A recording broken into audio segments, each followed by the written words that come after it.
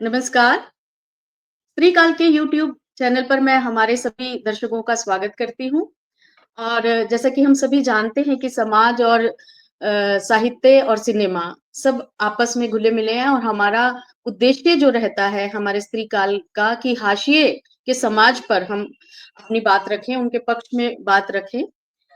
सामान्यतः जब हम फ़िल्मों की बात करते हैं, तो हम देखते हैं कि फ़िल्में, ख़ास करके हिंदी फ़िल्में जो हैं, एक आदर्श हमारे सामने स्थापित करती हैं और जो यथार्थ है, उससे दूर होती हैं। दूर इस रूप में होती है क्योंकि सिनेमा एक मनोरंजन और व्यावसायिक जिसे हम कहेंगे क्योंकि उसमें एक पूरी टीम होती है, बहुत सारे लोग जुड़े होते हैं।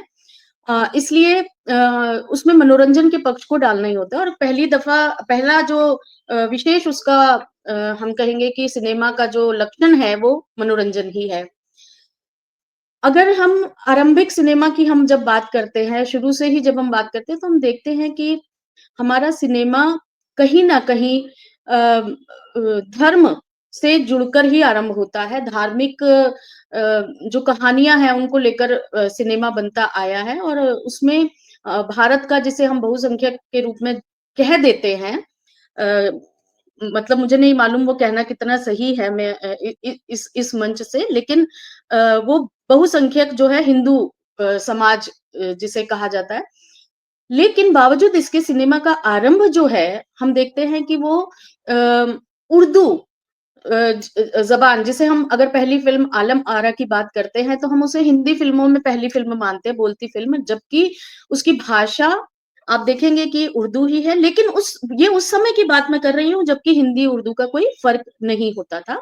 उसके बाद एक समय ऐसा आया आज़ादी के बाद क्योंकि विभाजन की त्रासदी के बाद कुछ स्थितियाँ ऐसे बदली जो में तो नहीं बदली थी कि जो हमारे कलाकार थे, जो हमारे सिनेमा से जुड़े हुए लोग थे, वे अपने मूल नाम को बदलकर सिनेमा से जुड़ने लगे, जिसमें मीना कुमारी कह सकते हैं, दिलीप कुमार कह सकते हैं या फिर मधुबाला कह सकते हैं। हालाँकि अ, इन्हीं के बीच में अगर हम वहीदा रहमान जी की बात करें, तो उनका एक इंटरव्यू में मैं देख रही थी, तो उन्होंने नाम बदलने से गुरुदत्त जी को इनकार कर दिया था।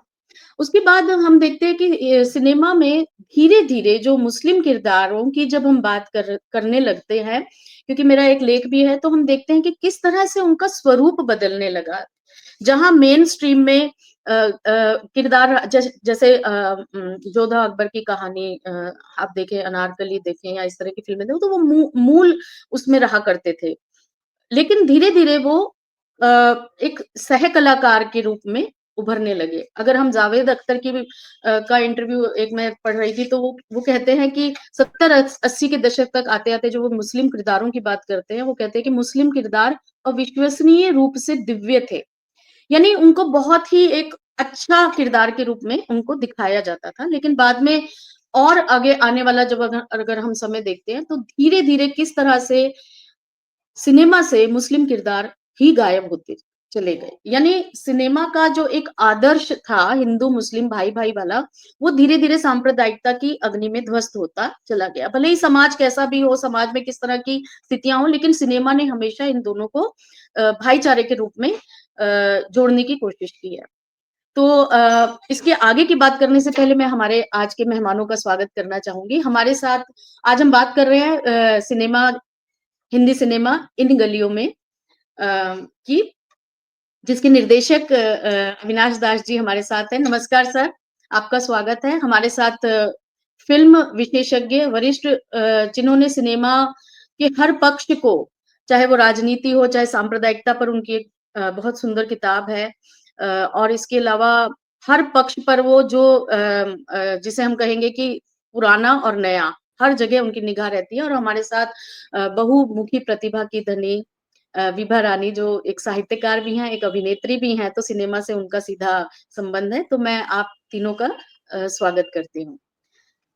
इन गलियों में कि अगर हम बात करें तो हम देखेंगे कि एक संवाद मुझे उसका याद आ रहा है कि हमारा जो दे दुनिया है वो डॉट कॉम से चल रही है, लेकिन कहीं न कहीं भारत की जब संदर्भों की बात करते हैं, तो वो अभी कॉम यानी सांप्रदायिकता या समुदाय या एक सीमित दायरे में सिमट कर रह गई है। जो मिर्ज़ा नामक जो किरदार है वो इस तरह से बात करता है। उसमें मैं एक एक लेखक एक कवि जो है वो उसकी एक बात पढ़ना चाहूँगी कि ऐसी कोई मिसाल ज़माने ने पाई हो, हिंदू के घर में आग खुदा ने लगाई हो, बस्ती किसी की राम ने यारो जलाई हो, या नानक ने सिर्फ राह सिखों को दिखाई हो, और रामो, रहीमो, नानको और ईसा तो नर्म है, चमचों को देखिए पतीली से गर्म है। तो ये कहीं न कहीं ये पूरी फ़िल्म का जो एक थीम यहाँ पर मुझे शुरू में मिल गया था कि ये जो अनेकता में एकता या जो एक खूबसूरती है हमारे देश की कि विविधताएँ हैं और सब एक-दूसरे से जुड़ी हुई है, और जो तमाम हमारे छोटे गली मोहल्ले हैं, क्योंकि हम देखते हैं कि फ्लैट सोसाइटी जिस तरह से बढ़ गई है, वहाँ पर गली मोहल्लों की जब हम बात करते हैं, तो वहाँ आज भी आपको कहीं न कहीं अ, इस तरह की चीज़ें नहीं देखेंगे कि एक-दूसरे के प्रति कोई द्वेष जिसे हम कहते हैं। तो सबसे पहले मैं अ, हमारे वरिष्ठ जो विशेषज्ञ हैं पारक जी, मैं आपसे ये जानना चाहूँगी कि ये फ़िल्म जब आपने देखी तो क्या आपको भी ऐसा लगा कि बड़ी सीधी सिंपल फ़िल्म है और एक हिंदू लड़का है, मुस्लिम लड़की है, प्रेम कहानी है और एक सुखांत जैसा कि नॉर्मली हिंदी सिनेमा में होता है, एक सुखांत अंत उसमें कर दिया गया है, या वास्तव में ये एक बहुत ही खूबसूरत संदेश दे रही है, जो कि बाद में मुझे भी समझ आता है कि एक ऐसा संदेश जो आज के दौर में देना आसान नहीं था। सर। सबको नमस्कार। जब मैंने पहली बार फ़िल्म देखी थी अ, तब मुझे ये एहसास होने लगा था कि ये साधारण फ़िल्म नहीं है। यह ऐसी-वैसी फ़िल्म नहीं है, जो बहुत ऊपर से दिखने पर हो सकता है कि बहुत सिंपल लगे, लेकिन अगर आप ध्यान दें तो इसके हर दृश्य में, हर संवाद में जो भी कहानी को जिस तरीके से बुना गया है, वो इसके इस महत्व को लगातार स्थापित करता चलता है। मतलब ऐसा नहीं है कि अगर फ़िल्म को थोड़ा भी ध्यान से देखें, तो हमें यह एहसास हो जाता है कि ये साधारण फ़िल्म नहीं है। लेकिन ये साधारण नहीं है, इसका एहसास केवल फ़िल्म से नहीं होता है। फ़िल्म का हमारे समय और समाज के साथ जो संबंध बनता चलता है, वो इसे महत्वपूर्ण बनाता है और वो संबंध पहले ही दृश्य से शुरू होता है। पहले ही दृश्य से यानी कि उस दृश्य से जहाँ पर घर में शादी हो रही है और उस शादी में हम देखते हैं कि वे जो स्त्रियाँ हैं, जो लड़के-लड़कियाँ हैं, वे उनके बीच के जो संबंध है वो एक बहुत ही किसी भी हिंदुस्तान में जो परंपरागत समाज है, गलियाँ हैं, मोहल्ले हैं, वहाँ के लोगों के बीच में देख सकते हैं। और वो एहसास उसे कराता है और उसके बाद में जब वो मिर्ज़ा की चाय की दुकान पर पहुँचता है, वहाँ पर कोई गुप्ता जी बैठे हैं, कोई मिश्रा जी बैठे हैं और उनके बीच में जो हँसी-मज़ाक चल रहा है, वो निश्चित ही ये एहसास करा देता है कि ये फ़िल्म जो इतनी खुशनुमा नज़र आ रही है, इस खुशनुमा फ़िल्म के इस के बाद वह दुनिया खुलने वाली है, जो दुनिया हम आजकल देख रहे हैं और ये महत्वपूर्ण है। इस इस शुरुआत के बिना उस बात को कहने का कोई मतलब नहीं।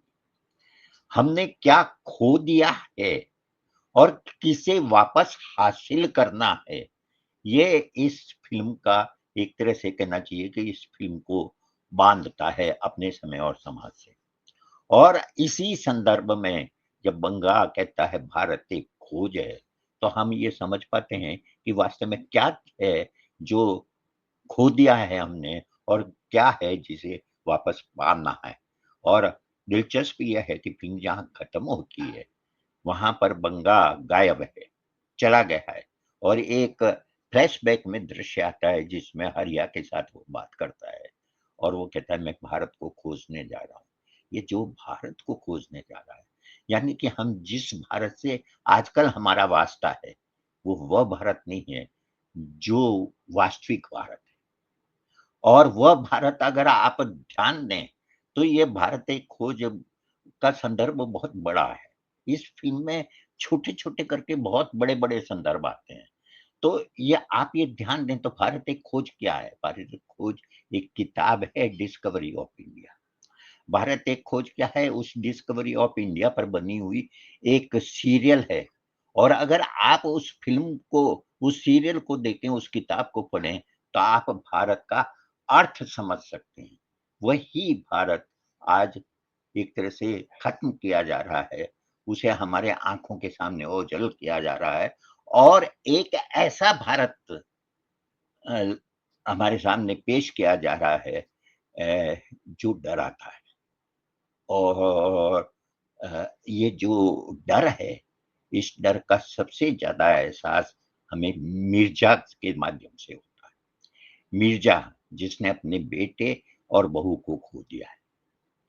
और वो बेटे और बहू कौन है? वो बेटा जो है, वो मुसलमान है और बहू जो है हिंदू है।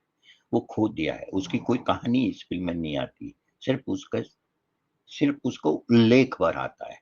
लेकिन वह इस फ़िल्म के इस मिर्ज़ा के चरित्र को महत्वपूर्ण बनाता है कि जिसके घर में इतना बड़ा हादसा हो चुका है, जिसके बेटे और बहू की हत्या की जा चुकी है।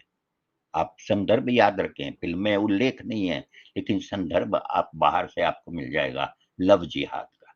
उस लव जिहाद की बलि चढ़ चुके हैं। उसके बावजूद जो हिंदुस्तान की परंपरा पर, मिली-जुली संस्कृति पर मिर्ज़ा का जो विश्वास है, वो डगमगाता नहीं। न केवल डगमगाता नहीं है, बल्कि वह इस बात को महसूस करता है कि ये जो चीज़ें बदल रही है, इसे रोकने की ज़रूरत है। और इसे रोकने के लिए कुछ भी किया जा सकता है। ये मिर्ज़ा कुछ भी किया जा सकता वाला जो हौसला लेके चलता है, अंततः उसकी बलि वह भी चढ़ जाता है। लेकिन ये महत्वपूर्ण है, मेरी ख़्याल ये सब जो घटनाएँ इसमें घटित होती है। ध्यान दें कि इसे एक प्रेम कहानी की तरह इस फ़िल्म को देखा जा सकता है। एक प्रेम कहानी है हरिया और शब्बो के बीच में। वो एक ऐसे मुझे इसका जब हरिया और शब्बो की कहानी को जिस पृष्ठभूमि में फ़िल्म में रखा गया है, आपको वो जो कोलेरा क्या नाम मैं भूल गया हूँ हमारे लैटिन अमेरिकी जो बड़े लेखक हैं, उनकी मतलब ये बिल्कुल हैजे मतलब ये हैजा ही तो फैला हुआ है, एक तरह की महामारी फैली हुई है ये सांप्रदायिकता के रूप में। उस समय प्रेम की ज़रूरत सबसे ज़्यादा हुई।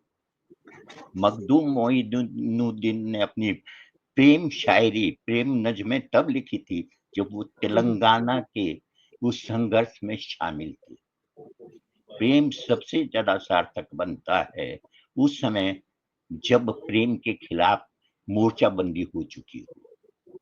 और तब वो प्रेम सिर्फ़ प्रेम नहीं रहता, बल्कि वो एक अपने समय की एक लड़ाई का हथियार बन जाता है।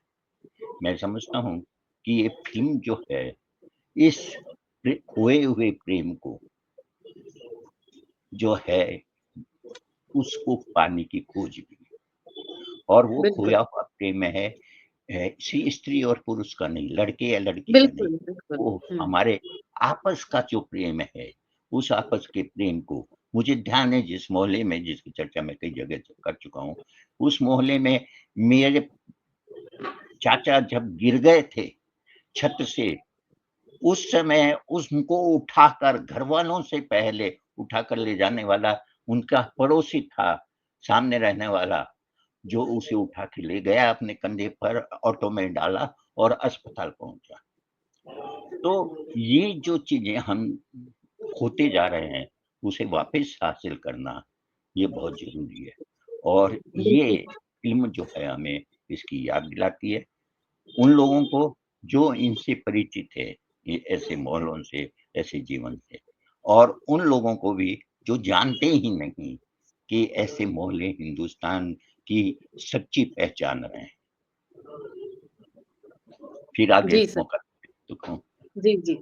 सर आपने बिल्कुल ठीक कहा कि अ, अगर प्रेम और नफ़रत मुझे भी समझ आ रहा था कि प्रेम और नफ़रत का क्योंकि एक संवाद भी है ना, जब वो रील्स जब बना रहे हैं तो वो कहता है कि तुम कितने भी वायरल हो जाओ लेकिन प्रेम की जो रील्स हैं वो ज़्यादा उसको व्यूअर्स मिलेंगे, ज़्यादा वो मिलेगी।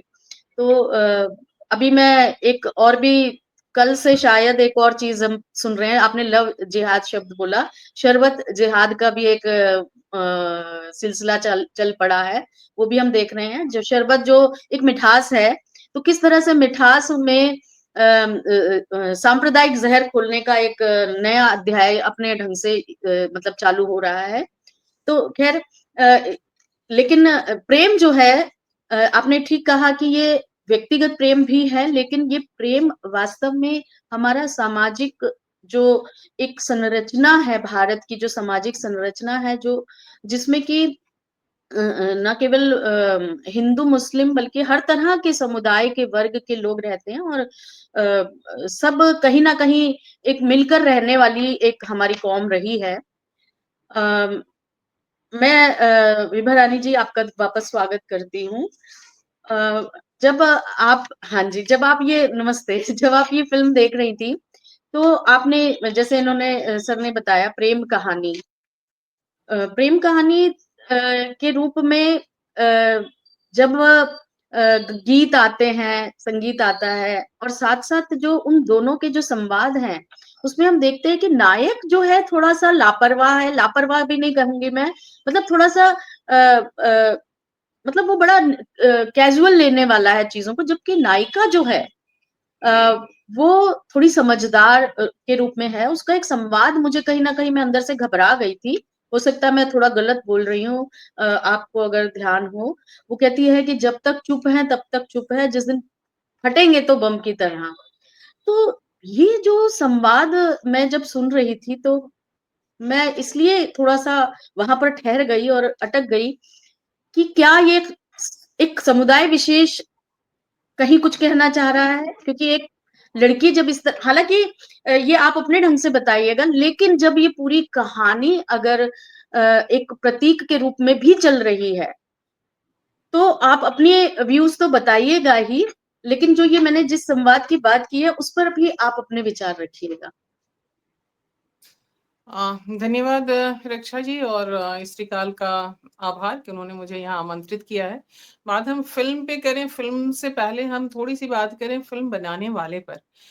क्योंकि जब आदमी कोई फ़िल्म बनाता है और बनाने की कोशिश करता है, तो उसके पीछे की उसकी प्रवृत्ति क्या है, इस पर भी ध्यान देना थोड़ा-सा आवश्यक लगता है। और मैं इसलिए इस बात को यहाँ लाना चाहती हूँ, क्योंकि इस फ़िल्म के निर्देशक अविनाश दास को मैं बचपन से जानती हूँ, कह सकती हूँ कि उसके लड़कपन से जानती हूँ, जब वो किशोर थे। और उस समय जब ये पत्रकार हुआ करते थे, जब ये हिंदी और मैथिली दोनों में लिखते थे और अपनी बात रखने की इनकी अपनी एक बुलंद पहचान थी, उस उम्र में भी, उस समय में भी। और जो मुझे जब हम कभी टकराए तो मुझे उसकी ये बात बहुत आकर्षित करती थी। मैं उतनी वोकल नहीं थी, लेकिन इसका वो वोकल रूप देख कर के मुझे बहुत अच्छा लगता था और मैं सोचती थी कि इतनी कम उम्र में ये इंसान, ये लड़का इतना सुलझा हुआ कैसे है? क्यों है? तो ये इसकी अपनी एक हठधर्मिता थी, अपनी बात रखने का एक तरीका था, अपना एक सिद्धांत था, जिससे इसने कभी जिससे ये कभी मुकरे नहीं। और उसी का हम क्रमिक विकास हम कह सकते हैं कि यहाँ इनकी पहली फ़िल्म जो अनारकली ऑफ आरा थी, जिसमें एक ऐसे समुदाय से की लड़की के बारे में उसकी आवाज़ उठाने की कोशिश की गई और उसके बाद ये इस फ़िल्म इन गलियों में जो आज हमारे लिए हम कह सकते हैं कि प्रेम कहानी है। लेकिन ये प्रेम कहानी के मुद्दे से निकल कर के ये कहीं बहुत आगे जा कर के पहुँचती है। और ये आगे पहुँच कर के आती है कि हम वो तो हमारे समाज में और हमारी हर कहानी नल दमयंती हो कि राम-सीता हो कि राधा-कृष्ण हो, सब प्रेम कहानी ही होती है। लेकिन उस प्रेम कहानी में ही सारे समाज का, सारे विश्व का, सारी दुनिया का ताना-बाना होता है।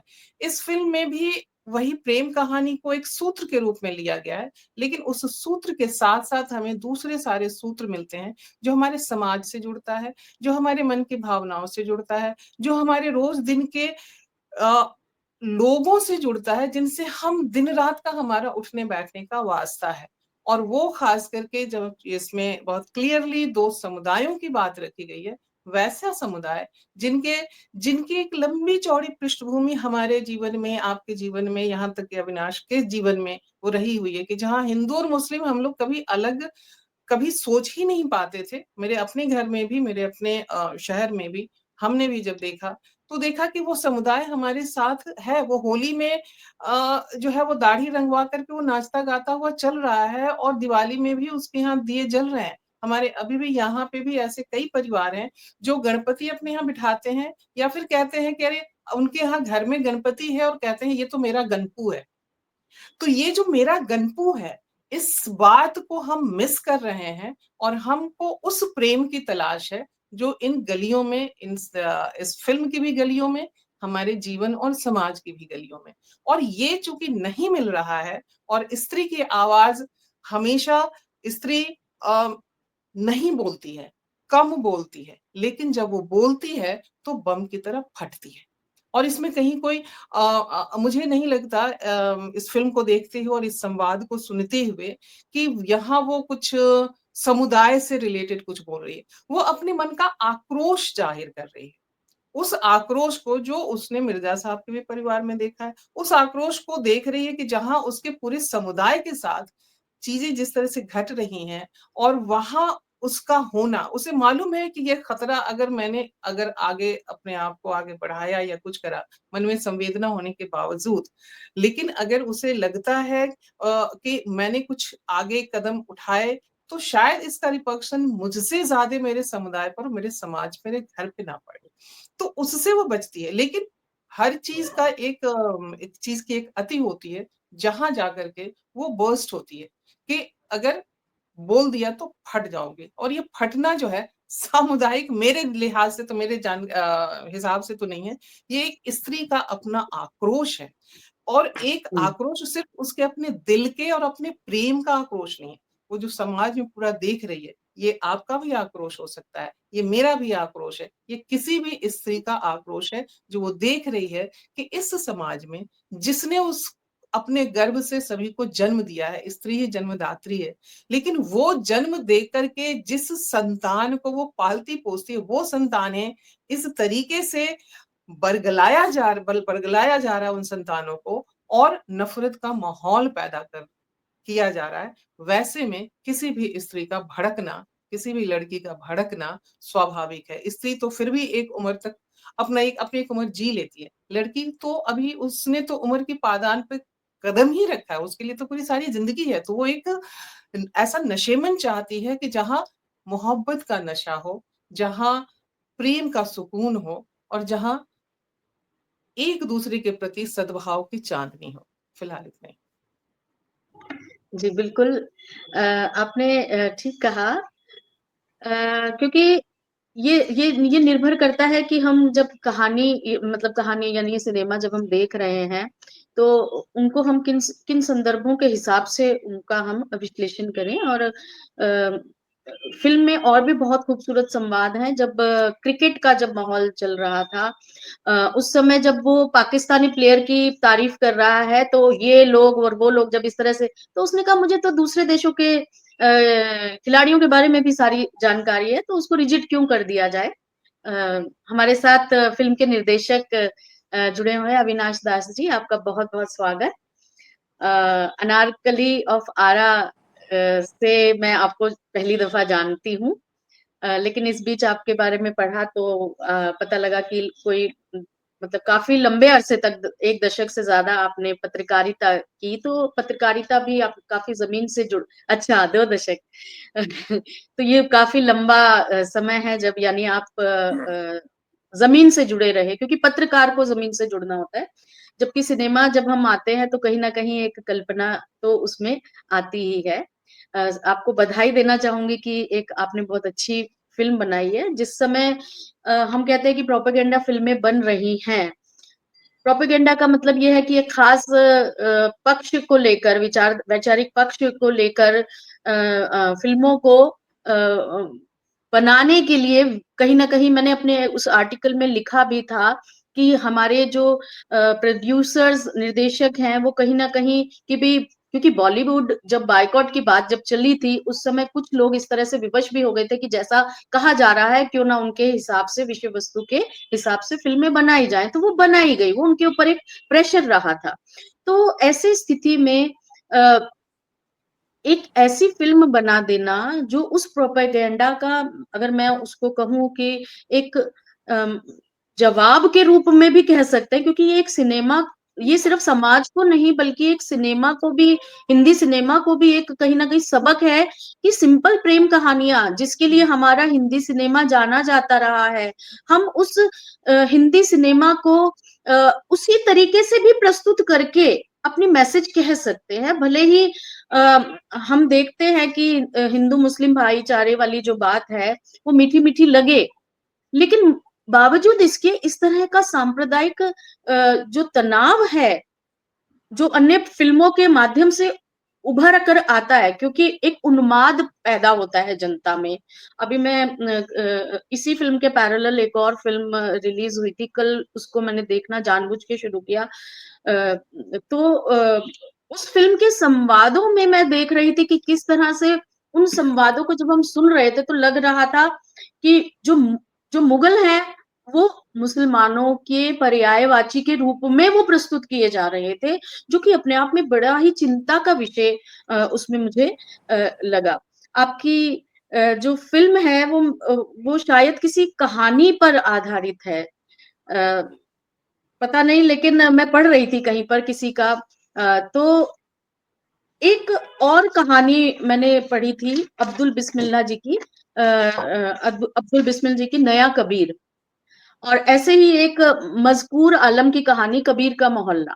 तो इसमें भी एक हनुमान गली है, एक रहमान गली है, मिलते जुलते नाम है, और हनुमान, रहमान, ऐसे मिर्जा, मिश्रा। तो उनमें भी एक कबीर का जो किरदार है, दोनों ही कहानियों में कबीर का किरदार है, उसमें मिर्जा का एक किरदार आपकी फिल्म में है। तो मुझे नहीं मालूम आपने इन दोनों कहानियों को पढ़ा या नहीं पढ़ा, लेकिन ये दोनों ही कहानियां जो हैं, उसका कबीर मुझे मिर्जा की याद, मतलब मिर्जा को देखते हुए मुझे वो कैरेक्टर दोनों याद आ गए थे।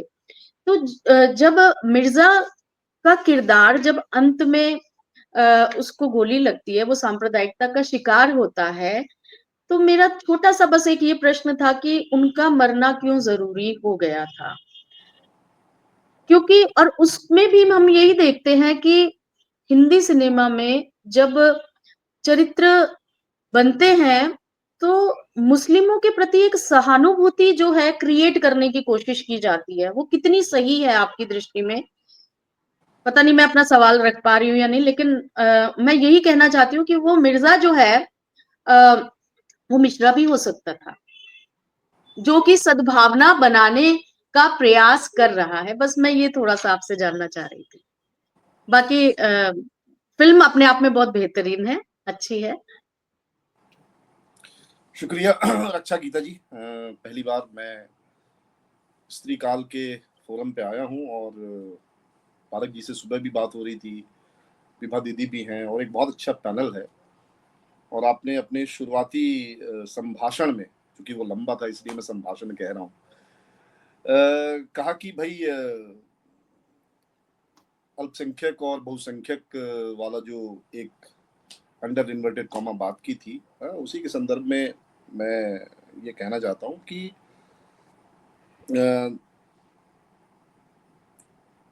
कई बार अल्पसंख्यकों की बात करना जो है ना, हमारे देश में, हमारे समय काल में इसलिए भी जरूरी है क्योंकि हम यहाँ बहुसंख्यक हैं, है ना। हमारी जिम्मेदारी बनती है कि अगर बहुत सारे लोग किसी और की आवाज नहीं बन रहे हैं तो हम बने। तो एक तो ये बात है, और मुझे लगता है कि 2000 के आसपास जब अटल बिहारी वाजपेयी की सरकार थी, पहली बार बीजेपी की कायदे की या बेकायदे की जो भी हो, एक मेजोरिटी की सरकार थी, उसी समय फहमीदा रियाज आई थी हिंदुस्तान, और उसी समय जो पाकिस्तानी पोएट थी और उनकी एक नज्म बहुत मशहूर हुई थी, हंस में छपा था, पारक जी को याद होगा कि तुम बिल्कुल हम जैसे निकले, अब तक कहाँ छुपे थे भाई, वो मूर्खता, वो घामड़पन जिसमें हमने सदी गंवाई, आखिर पहुंची द्वार तुम्हारे, अरे बधाई, अरे बधाई, अब तक कहाँ बहुत छुपे। सुंदर, बहुत सुंदर। तो उस समय ऐसा लगता था कि नहीं मतलब हिंदुस्तान कितना भी कुछ हो जाए वैसा तो नहीं हो। एक धार्मिक देश की जो अपनी दिक्कतें हैं, जो पाकिस्तान में है और बहुत सारे दूसरे मुल्कों में है, अफगानिस्तान में है, वैसा तो भारत कभी हो ही नहीं सकता, है ना। जिस किस्म के सांस्कृतिक आंदोलन उस समय भी थे, जिस किस्म की आवाजों को जगह दी जाती थी, है ना, जितना स्पेस था प्रतिरोध की संस्कृति को, तो लगता था कि नहीं मतलब मुश्किल है। और दूसरा क्या है कि हम लोग खुद हिंदू मुसलमान या सद्भावना की कविताएं लिखना, कहानियां लिखना, नाटक करना बड़ा क्लीशे मानते थे। दलित विमर्श में मेरी रुचि भी उन्हीं दिनों बहुत ज्यादा होती रही और मुझे लगा कि ये जो सांप्रदायिकता है उससे ज्यादा जरूरी हमारे यहाँ के जो मतलब सामाजिक लेयर्स वाले सब्जेक्ट हैं, है ना, उसको उठाना जरूरी है। लेकिन 2014 के बाद और 2025 तक, है ना, 25 में तो फिल्म रिलीज हुई है, 2023 में हमने ये फिल्म शूट की थी और मुझे लगा कि नहीं यार ये अब जरूरी हो गया है, अब ये क्लीशे नहीं रहा। कई बार जो समय, देश, काल, समाज की परिस्थितियां होती हैं, वो कई बार जो पुराने पारंपरिक सब्जेक्ट हैं जिन पर कई बार चर्चा हो चुकी है, कई तरह से चर्चा हो चुकी है। आपने कहानियों का जिक्र किया, अब्दुल बिस्मिल्लाह साहब का झीनी झीनी बिनी चदरिया बनारस के बुनकरों की अद्भुत कहानी है, या फिर आप शानी का जो नॉवेल है काला जल, या फिर मंजूर एहतेशाम, बहुत सारे ऐसे लोग, मतलब शानी की शिकायत ही यही थी हिंदी लेखकों बिल्कुल, से कि यार हिंदी बिल्कुल। लेखक जो सिनेमा से आप शुरुआती वक्तव्य में आप कह रही थी कि मतलब धीरे धीरे वो मतलब हाशिए पे चले गए, जो मुस्लिम समाज है, मुस्लिम किरदार है, वो शानी को हिंदी के लेखकों से भी दिक्कत थी। तो मतलब लगा कि यार इस पर एक बार बात करनी चाहिए, चाहे टूटे फूटे तरीके से ही सही, चाहे कम संसाधनों में ही सही, एक बार बात होना जरूरी है। और वो बात हमने की।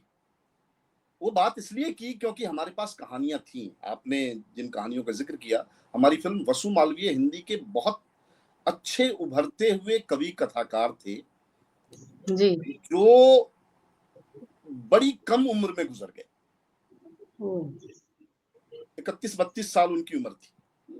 उनकी 3 कहानियां हैं और उन 3 कहानियों से किरदार निकाले गए, जैसे शब्बो और हरिया एक कहानी के किरदार हैं, मिर्जा किसी और कहानी के किरदार हैं और भंगा किसी और कहानी का किरदार है। उन तीनों किरदारों को निकाल करके आज एक कहानी में कैसे पिरोया जा सकता है, इसकी कोशिश पुनर्वसु ने की, जो कि वसु मालवीय के पुत्र हैं और मुंबई फिल्म इंडस्ट्री में काफी एक्टिव है, बहुत अच्छे राइटर हैं, बहुत अच्छे थिएटर एक्टिविस्ट हैं, बहुत अच्छे सिंगर हैं, बहुत अच्छे पोएट हैं और उनकी उम्र अभी वही है जिस उम्र में वसु मालवीय गए थे।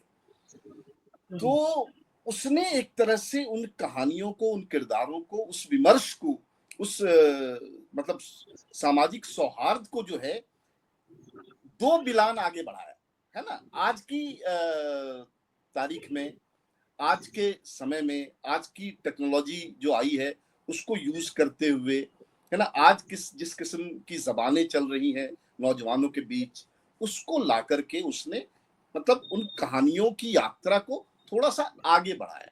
मैं वसु मालवीय जी को श्रद्धांजलि के रूप में इस फिल्म को मानता हूं, ना पुनर्वसु मानता है ना। और दूसरा, मिर्जा का के कत्ल की जो बात आपने की, है ना, मिर्जा की मॉब लिंचिंग है दरअसल, है ना। हमारे समय में बिल्कुल। बहुत सारे लोगों की मॉब लिंचिंग। आपने कहा कि उसकी जगह कोई मिश्रा भी तो हो सकता है। आपने किस मिश्रा की मॉब लिंचिंग इसलिए देखी है कि उसके फ्रिज में जो है एक अफवाह उड़ी कि बीफ पाया गया।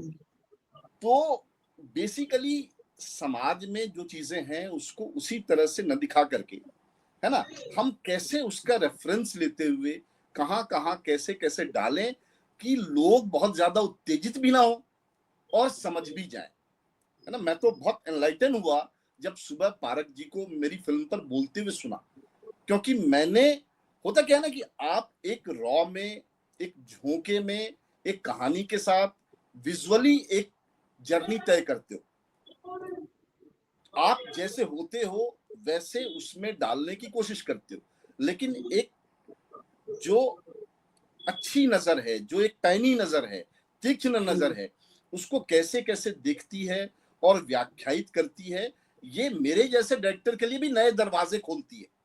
तो मैं पारक जी का बहुत शुक्रगुजार हूं कि आपने इतने अच्छे तरीके से फिल्म देखी। और विभा दीदी तो खैर मतलब इन्होंने बोला कि मैं जब पत्रकारिता करता था शुरू में तब से देखा, मैं जब इंटर में पढ़ता था और मैं सोचता था लिखने पढ़ने के बारे में, है ना, मेरी उम्र कोई 17 साल की थी, 16-17 साल की, तब से वो मुझे जानती हैं और मैं उनको तो थोड़ा उससे पहले भी जानता हूँ। वो तब भी समर्थ और स्थापित थी, आज तो खैर बहुत आगे निकल चुकी हैं वो। तो एक तो बहुत शुक्रिया, हाँ, और आगे अगर कुछ मुझे कहने की जरूरत हुई तो मैं जरूर कहूंगा। मेरी फिल्म पर मेरी इतनी ही बात है। नहीं, आपने बिल्कुल ठीक कहा कि हमने जो मिर्जा है उसकी मॉब लिंचिंग हुई, लेकिन मेरा ऐसा नहीं है कि फिल्म में कुछ गलत दिखाया है या क्या है, लेकिन कहीं ना कहीं जब हम सिनेमा में मुस्लिम किरदारों को देखते हैं ना, तो वो मेरे जहन में था, उसके हिसाब से मैं थोड़ा सा बात करना चाह रही थी, क्योंकि जब जैसे मैंने बताया कि मुस्लिम किरदारों पर मैंने काम किया था और लिखा था उस पर, तो उस स्थिति में मैं देख रही थी कि किस तरह से हमारे हिंदी सिनेमा के मुस्लिम किरदार मुख्य होते हुए धीरे धीरे ना केवल हाशिए पर चले गए, बल्कि उनका स्वरूप जो है एक ऐसा आतंकवादी के रूप में आकर उभर कर आके खत्म होता है। और अब जो है वो मैंने पहले भी बताया कि किस तरह से मुगल्स को कहीं ना कहीं उस रूप में उनके मुस्लिम समानांतर, मतलब एक ऐसी, जिसे हम पत्रकारिता की भाषा में एक ऐसा नैरेटिव सेट किया जा रहा है। तो 1973 में एक फिल्म आई थी गर्म हवा, हम सबने देखी होगी, जिसमें कि जब वो पूछते हैं बलराज साहनी जी एक तांगे वाले को, उसको कुछ पैसा देते हैं, तो वो पलट के कहते हैं कि तुम तो बहुत ज्यादा, वो उससे डबल किराया मांगता है। तो वो कहता है नहीं इतना लगता है, तो वो कहता है अगर तुमको मंजूर नहीं तो पाकिस्तान चले जाओ। तो ये विभाजन के टाइम से ही शुरू हो चुका था, जिसे हम आज इस रूप में देख रहे हैं। लेकिन उस समय की जो विभाजन की त्रासदी फिल्मों में दिखाई पड़ती थी कि भी कुछ एक संप्रदाय जो है वो किस तरह से कष्ट उसको मिल रहा है, या जिसे हम तमस सीरियल हमने देखा, उपन्यास पर वो भी बना हुआ है, या हम देखते हैं बॉम्बे फिल्म हम देखते हैं जिसमें कि 92 के बाद की जो धार्मिक सांप्रदायिक दंगे, तो वो एक वहां से हम देखते हैं कि ये जो सांप्रदायिकता है उसका रूप किस तरह तेजी से बदल जाता है। मतलब मुझे ऐसा लगता है कि मेरी जितनी समझ है कि ये विभाजन वाली सांप्रदायिकता नहीं है।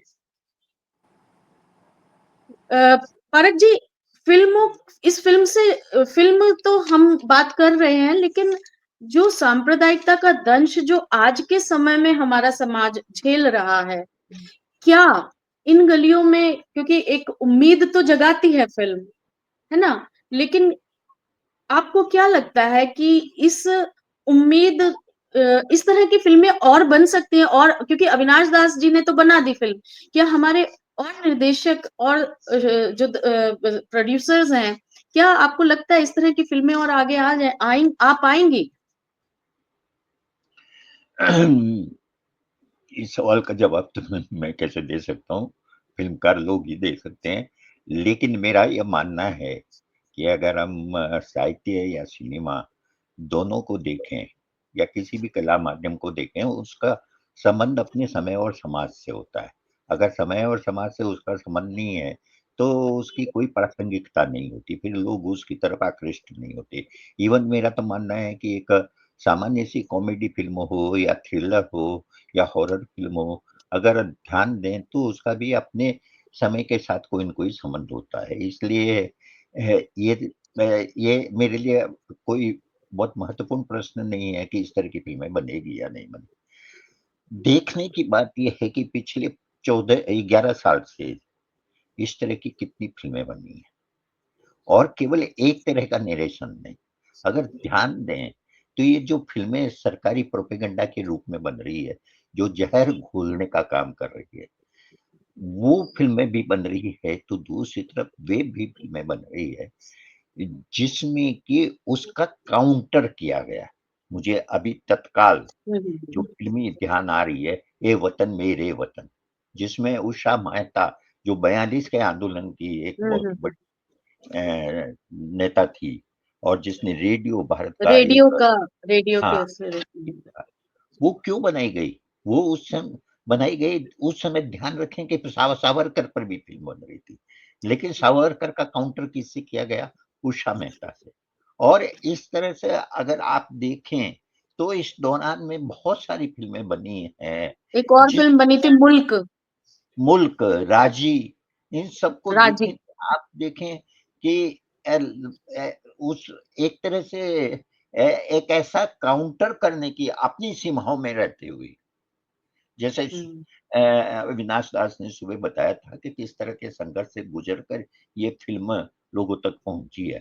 ये जो सीमाएँ हैं हमारे समय की जो बंधी हुई है, आप फ़िल्म सेंसर बोर्ड से पास नहीं होगी, पास होगी तो उसका रिलीज़ होना इतना आसान नहीं है और रिलीज़ हो जाए और अगर कोई कंट्रोवर्सी ऐसी पैदा हो जाए, तो वो क्या कुछ हो सकता है। ऐसे समय में भी अविनाश दास के साथ-साथ और भी कई फ़िल्मकार हैं, जो अपने ढंग से चीज़ों को कहने की कोशिश करते हैं। और ये एक आयामी मामला नहीं है, सांप्रदायिकता एक आयामी मामला नहीं, उसके साथ और बहुत सारी चीज़ें जुड़ी हुई है। जैसे मैंने एक फ़िल्म पर बहुत लंबा लेख लिखा था, महाराज, ओटीटी पर ही रिलीज़ हुई। महाराज मैंने पढ़ा था, उसके 2 पार्ट थे।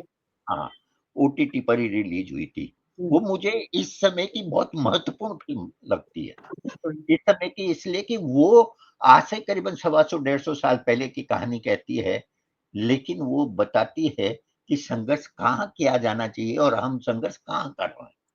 जी, स्त्री की बिल्कुल। मुक्ति के लिए जो संघर्ष होना चाहिए, वो संघर्ष के बजाय हम इस सांप्रदायिक फासीवाद के चंगुल में फँसते जा रहे हैं।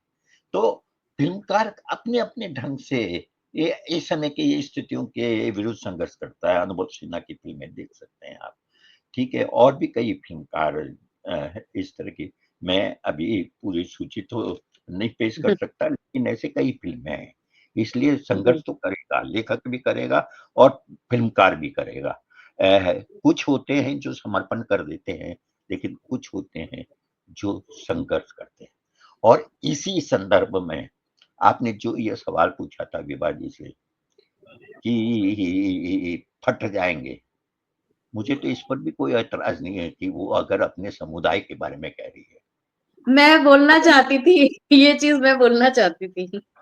अगर 20 करोड़ लोगों को इस तरह से कोने में धकेला जाएगा, दीवार की तरह हुँ, धकेला जाएगा, तो आप एक तरह से एक भयानक सिविल वार की ओर देश को धकेल रहे होते हैं बिल्कुल। और उसके लिए वो माइनॉरिटी ज़िम्मेदार नहीं है।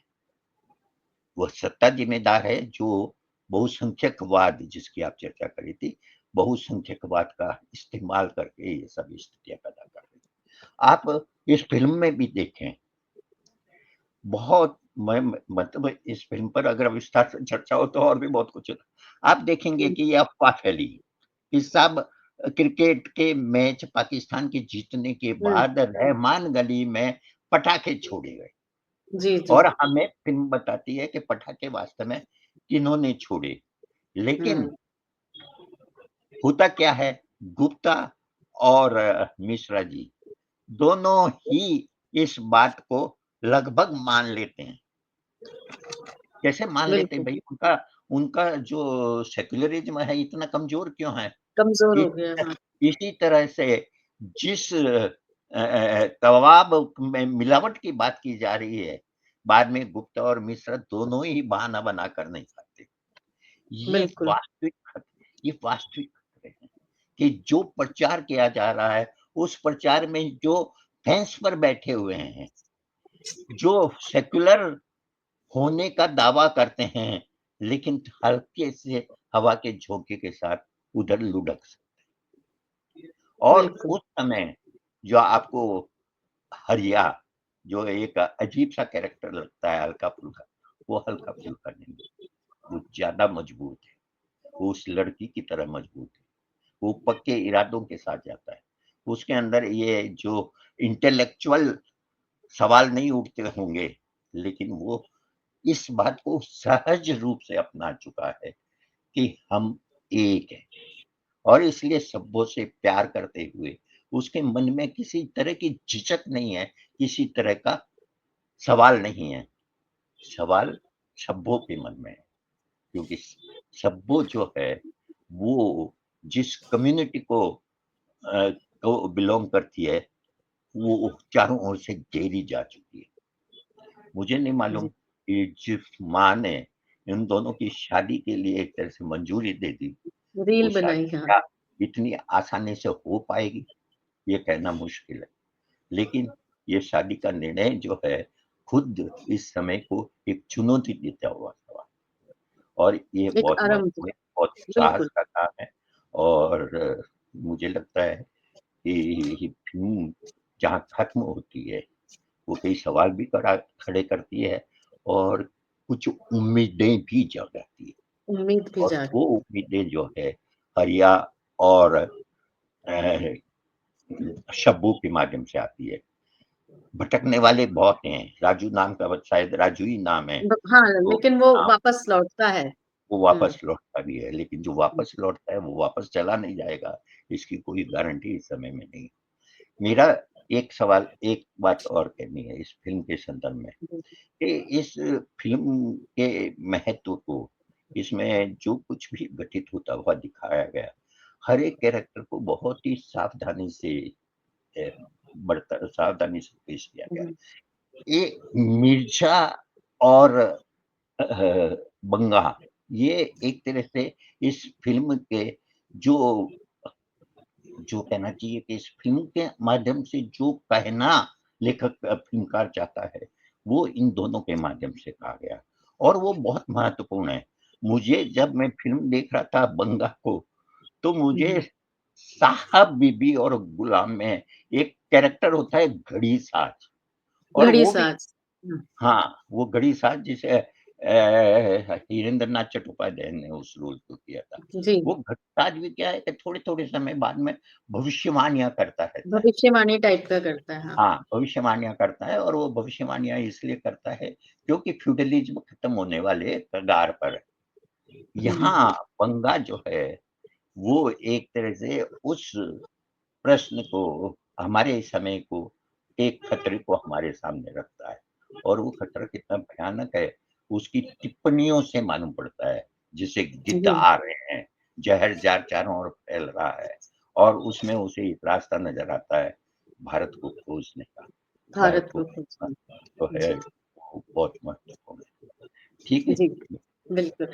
भांगा के विषय में मैं विभा जी से आपसे भी बात करना चाह रही थी असल में, क्योंकि उस चरित्र को, उस किरदार को हम नहीं भुला सकते, क्योंकि वाक़ई में वो जिस भारत की आत्मा को खोज रहा है, मुझे लगता है वो फ़िल्म में भी वो एक फ़िल्म की आत्मा के रूप में है वो किरदार। अगर आप साहित्यकार भी हैं, हो सकता है आपने शिव शंभू के चिट्ठे के बारे में, आपने बालमुकुंद गुप्त ने एक किरदार गढ़ा था, उस समय की ब्रिटिश सत्ता को चुनौती देने के लिए। शिव शंभू जो हमेशा भांग के नशे में रहता है, और भांग के नशे में रहकर वो सत्ता को चुनौती देता है, जो भी कुछ है वो बोल देता है, और अंततः ये माना जाता है कि भई ये तो भंगेड़ी है, कुछ ही कहे क्या ही होता है, लेकिन वास्तव में उसकी बातों में बहुत दम होता है। ठीक उसी प्रकार, क्योंकि जैसे आपको साहब बीबी और गुलाम का किरदार याद आया, मुझे शिव शंभू, भांगा को देख के मुझे शिव शंभू के चिट्ठे वाला शिव शंभू याद आया था सर, जो सत्ता का विरोध कर रहा है। तो मैं चाहूँगी कि आप उस चरित्र का, जैसे सर ने थोड़ा बताया, आप भी थोड़ा-सा उसका खुलासा कीजिए, क्योंकि वो अपने आप में महत्वपूर्ण है। भारत को खोजने वो अंततः चला जाता है। फिल्म के अंत में जब दिखाया जाता है, मतलब कि भी वो नहीं दिख रहा कई समय से, कुछ चेतावनियां देता है। जब नेता लोग आते हैं तो शायद वो गीदड़ गीदड़ नहीं, शायद लकड़बग्घे या कुछ इस तरह के जानवर का भेड़िया आ रहे हैं, ये तो वो संकेत कर रहा है कि जो नेता लोग हैं वो किस तरह से आम जनता को बरगलाकर उनका शोषण कर रहे हैं, और आम जनता जो है उनकी बातों में आ रही है। तो ये जो भांगा का जो चरित्र है उस पर मैं चाहती हूँ कि, क्योंकि जो फिल्म देखेंगे सब देखेंगे, लेकिन आप जब उस पर बताएंगे तो लोगों के भीतर इस फिल्म को मुझे लगता है देखने की जिज्ञासा जागृत होगी। तो उस एक चरित्र को बात थोड़ा मैं और कहना, खोलकर बता दीजिए। ये विभा जी बोल रहे हैं, उससे पहले एक सुबह भी मैं एक बात भूल गया था। अभी भी मैं भूल गया। कबीर, जी, इस फिल्म के अंदर कबीर का जो संदर्भ आता है वो कबीर का, बहुत, और जी, वो ज्यादातर मिर्जा के माध्यम से आता मिर्जा, है। जी, तो मैं ये कहना चाहता हूँ कि कबीर का उल्लेख जो है ये इस फिल्म में अलग से रेखांकित करने वाली बात है। जी। हाँ, इसीलिए मैंने कहा था शुरू में, जो फिल्म जो कहानियों का मैंने जो जिक्र किया था उसमें जो कबीर नाम का किरदार है, दोनों कहानियों में कबीर नाम का किरदार है वो मिर्जा के किरदार जैसा ही है। उन दोनों में ही वो चाय वाला है, कहानी में भी। और इस तरह से वो सद्भावना बना के रखना चाहता है, और वो हिंदू और मुसलमान दोनों के काम बराबर करता है। ना हिंदू ये सोचता है कि मैं इससे काम करवाऊं या ना करवाऊं, ना मुसलमान सोचता है, और वो सब के बीच में एक वो पुल का काम कर रहा है वो किरदार। यहाँ पर भी लगभग कुछ इसी तरह से है। तो खैर हम उनकी बात करते हैं, भांगा जो किरदार है, विभा रानी जी। हमारे पास 7-8 मिनट है। तो 5 मिनट में जी, आप बता दीजिए, फिर उसके बाद सर से बिल्कुल, बात बिल्कुल। करेंगे। मैं कोशिश करूँगी 3 मिनट में बताने के लिए, जी, जी। क्योंकि मुझे सबसे अच्छा ये इस फ़िल्म में ये लगा कि ये फ़िल्म लिखी गई है साहित्यिक कहानियों के ऊपर बनी है। तो जब हम साहित्य से चीज़ें लेकर आते हैं तो कबीर और भारत एक खोज और इस तरह की चीज़ें हमारे पास आती ही आती हैं, क्योंकि ये फिर तो मैं जाऊँगी और कहूँगी कि चूँकि अविनाश उस हिसाब से एक प्रखर चेता रहे हैं हिंदी और मैथिली दोनों ही साहित्य के, तो और कबीर और ये सब तो हमारे साहित्य तुलसी और ये सब तो हैं ही। तो वहाँ से निकल कर ये कैरेक्टर आया है, ये चरित्र आया है। और भांगा जब वो केवल एक बोलता है भारत एक खोज, तो वो फ़िल्म अपनी एक गति में जा रही है और जा रही है, और उसके अपीयरेंस से चीज़ों का परिदृश्य, पूरी फ़िल्म का परिदृश्य बदलता है।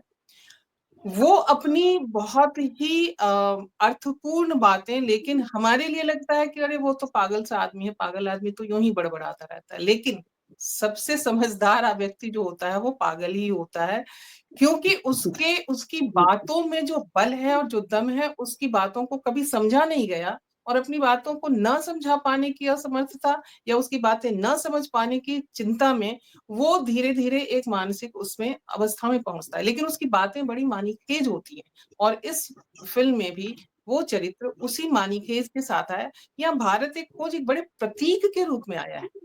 और जब भी वो आता है तो हमें डिस्कवरी ऑफ इंडिया बेशक याद आता है, लेकिन हम वहाँ आकर अटकते हैं कि हमारा भारत जो 1947 में आज़ाद हुआ, उसके बाद अचानक से जो है ये 11 साल पहले से एक नया नैरेटिव गढ़ा जाने लगा, और उसके बाद जो है नफ़रत के बीज इस तरीके से बोए जाने लगे और बोए जा रहे हैं कि जो हरिया की माँ है, उस हरिया की माँ में वो जो कट्टरता है, वो कट्टरता आप आज हर जगह देख सकते हैं, और हमें अभी वो इंतज़ार है कि वो हरिया की माँ जिस तरीके से बदलती है और उसके नज़र में बच्चों का प्रेम, प्रेम के रूप में आता है, वो केवल बच्चों का प्रेम नहीं है, वो पूरे देश और पूरे समाज का प्रेम है, जहाँ वो चाहती है कि मोहब्बत की जीत हो, नफ़रत की हार बिल्कुल, हो।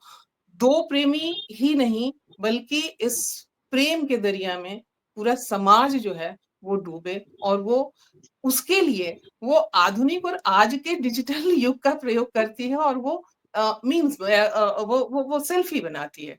तो ये चरित्र इस हिसाब से चल रहे हैं फ़िल्म में, और मुझे तो मैं अपने यहाँ की चीज़ों को याद करती हूँ कि किस तरीके से हमारे यहाँ जब मुहर्रम होता था, अविनाश को भी याद होगा कि उस समय मुस्लिम औरतें आती थी ग्रुप बना कर के सभी घरों में, और वो झरनी गीत गाती थी। और वो झरनी गीत गाती थी, और उस झरनी गीत में जो आमतौर पर हमें माना जाता है कि मुस्लिम औरतें सिंदूर नहीं लगाती हैं, उस गीत में आता था, प्रसंग आता था कि कौन मेरे लिए कौन साड़ी लेके आएगा, कौन कंगन लेके आएगा, और कौन सिर का सिंदूर लेकर के आएगा। तो हमारी संस्कृति, हमारी तहजीब वहां से चलती है, वहां से उस हिसाब से चलती है। लेकिन आज जो जितने खतरनाक तरीके से नैरेटिव बनाया जा रहा है, वैसे में भारत एक खोज या कबीर या तुलसी या रैदास, ये सब सारे के सारे लोग बहुत ही प्रासंगिक हो रहे हैं। और इस तरह की फिल्मों में अब हमारी सिर्फ ये जरूरत है कि हम किस तरीके से इस फिल्म के नैरेटिव को देखें, समझें और उसे आत्मसात करें। और अगर हम एक को भी बदल सकें और हम अगर खुद को भी बदल सकें, तो हम समझेंगे कि हम एक बहुत बड़ा बदलाव इस समाज के लिए ला रहे हैं। फिल्मकार ने तो फिल्म बना दी, हमने देख के उसकी तारीफ कर दी, लेकिन उसके बाद का संदेश क्या है? उसके बाद का संदेश वही है कि जिस भारत की खोज में वो आगे बढ़ता है, हमें भी उसी भारत की खोज में आगे बढ़ना है और आगे जाना है और बताना है कि नफरत से हमारी जिंदगी नहीं चलने वाली है। चाहे लव जिहाद हो, चाहे लव जिहाद शरबत हो या कुछ भी, आप जितना भी जिहाद फैलाएंगे, नफरत फैलाएंगे, रूह अफ़ज़ा हम सब के घर में एक के बदले दो दो चार चार बोतल के रूप में वो आती जाएगी। और इसी भारत की तलाश हमें है और इसी भारत का रूह अफ़ज़ा हमें चाहिए। बिल्कुल, बिल्कुल ठीक कह रही हैं आप, क्योंकि वो जो चरित्र है, किरदार जो है भांगा का, जब हम फ़िल्म देखते हैं तो बीच में उसके अचानक से उसके संवाद जिस तरह से आते हैं, तो वो कहीं भी ना खटकता नहीं है।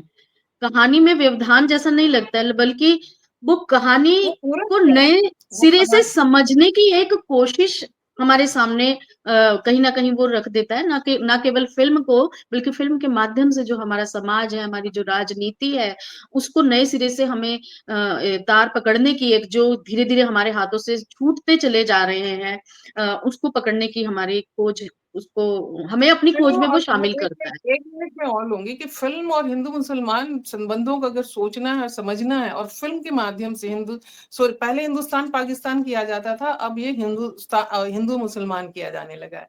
तो पहले कभी कभी जितना हम पाकिस्तान को इतना बता रहे हैं और हमेशा खलनायक के रूप में देख रहे हैं, कभी, चूंकि मैं पाकिस्तान गई हुई हूँ, वहां का अनुभव है, अब देखें कि वहां के लोगों का हिंदुस्तान के लोगों के प्रति मन में क्या है, हमारी film industry, Hindi film industry के प्रति लोगों के मन में क्या है। मैंने कहानी भी लिखी पाकिस्तान में, माधुरी दीक्षित, तो किस तरीके से वो हमारी चीजों को लेकर के महसूस करते हैं, आगे बढ़ते हैं, और कहीं न कहीं एक संबंध बताते हैं, एक रिलेशन, एक रिश्ता बनाते हैं कि आप तो हमारे यहाँ के हैं।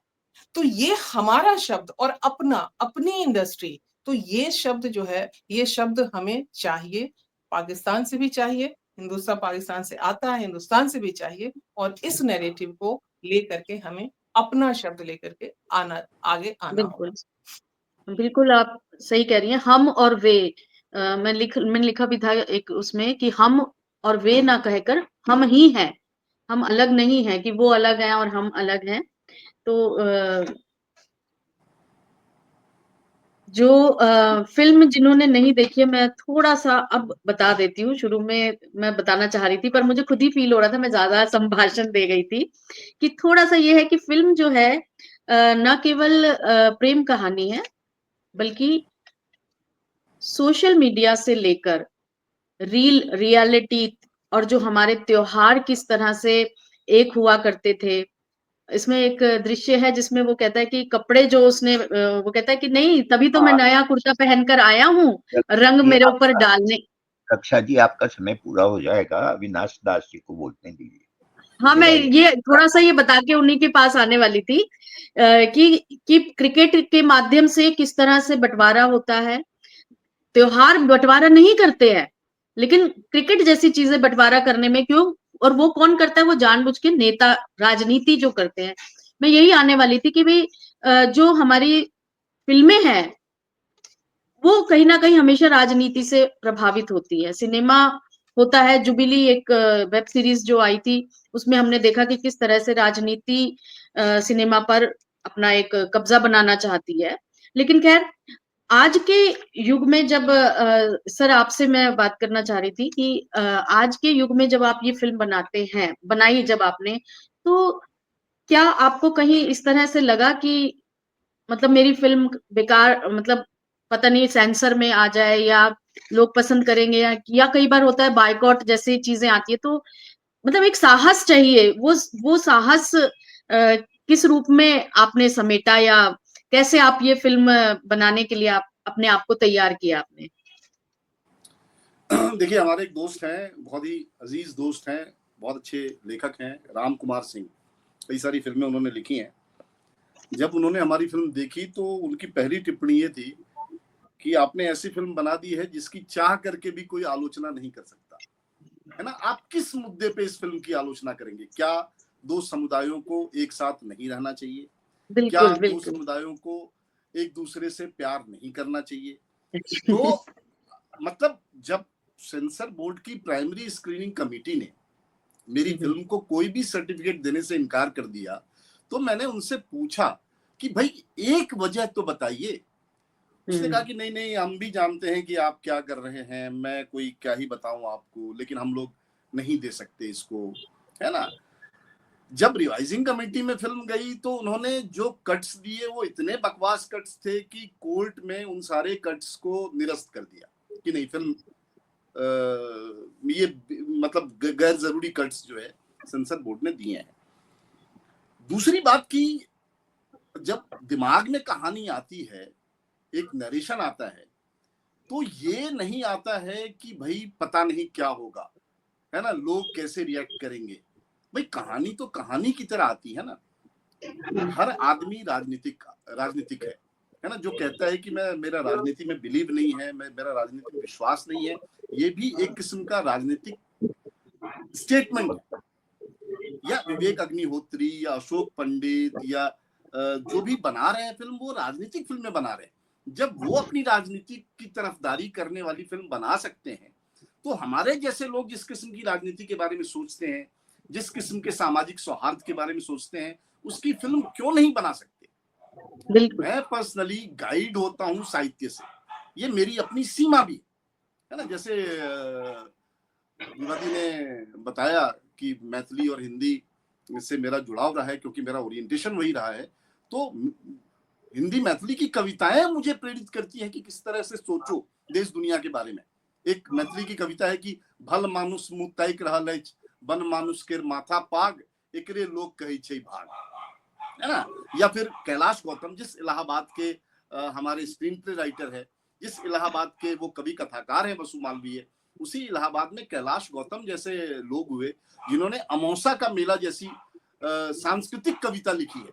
कुंभ के मेले पर अमौसा का मेला ये है वे भैया, अमौसा का मेला। या कचहरी पे जिन्होंने कविता लिखी है कि भले डांट घर में तू बीबी की खाना, भले ऐसे तैसे गृहस्थी चलाना, भले जाके जंगल में धूनी रमाना, मगर मेरे बेटे कचहरी न जाना। वो कचहरी का जो पूरा तांडव है वो उन्होंने उस कविता में दिखाया है कि कचहरी तो बेवा का तन देखती है, कहां से खुलेगा बटन देखती है ना।